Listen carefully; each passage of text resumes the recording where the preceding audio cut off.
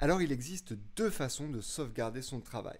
La première façon, c'est de sauvegarder tous ses calques, de sauvegarder vraiment son travail pour pouvoir y revenir ensuite et retravailler certains calques, certaines couleurs, etc. Alors pour ce faire, vous allez ici faire fichier, enregistrer sous, donc moi ici c'est image à importer, remplir le nom, par exemple travail Einstein, d'accord, et vous allez avoir une extension qui s'appelle .xcf. Le .xcf ne peut être lu que par GIMP. C'est justement cette extension qui vous permet, en l'ouvrant avec GIMP, de retrouver tous vos calques et tout votre travail. Donc là, je vais faire enregistrer.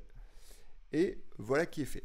Donc ça, c'est la première méthode. Maintenant, eh bien peut-être que vous n'avez pas envie de le sauvegarder comme ça et que votre image, ça y est, elle est terminée, votre travail est fini, vous avez envie de poster votre image modifiée, vous allez faire fichier, exporter sous.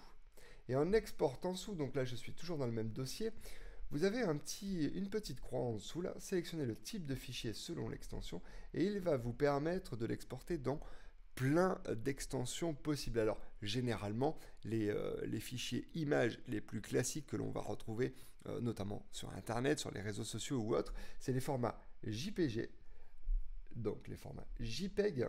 Alors le format JPEG, vous voyez, il est ici, mais vous pouvez aussi avoir l'image en PNG, d'accord, JPG, PNG.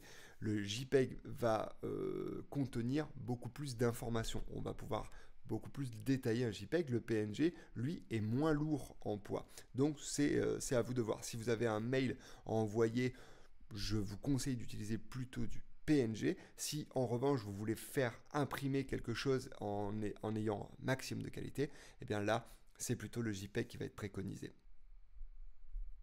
Alors là, vous voyez, une nouvelle fenêtre apparaît et elle vous propose tout un tas de caractéristiques. De fait, là, en l'état, c'est des caractéristiques standards et je vous conseille d'exporter tel quel. Voilà, c'est tout.